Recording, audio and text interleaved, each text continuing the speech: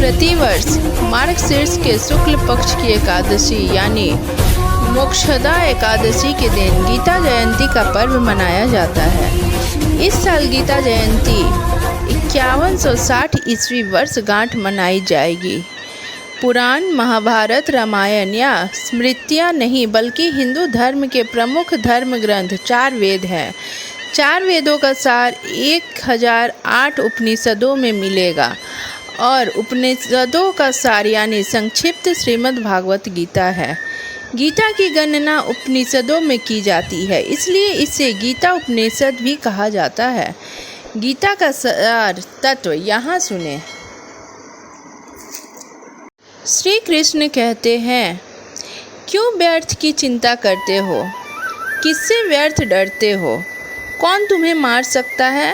आत्मा न पैदा होती है न मरती है।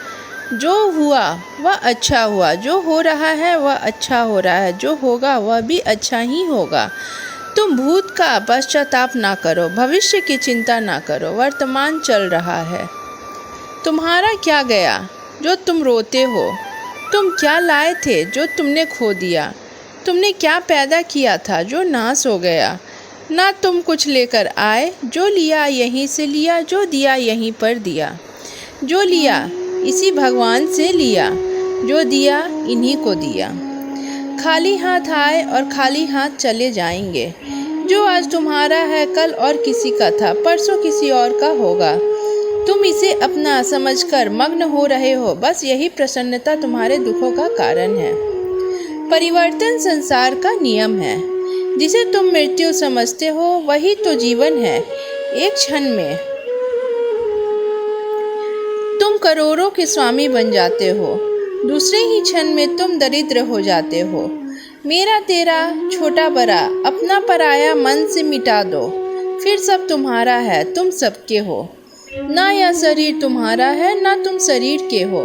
यह अग्नि, जल, वायु, पृथ्वी, आकाश से बना है और इसी में मिल जाएगा, परंतु आत्मा स्थिर है। फिर तुम क्या हो? तुम अपने आप को भगवान को अर्पित करो, यही सबसे उत्तम सहारा है। जो इसके सहारे को जानता है वह भय, चिंता व शोक से सर्वदा मुक्त हो जाता है। जो कुछ भी तू करता है उसे भगवान को अर्पण कर।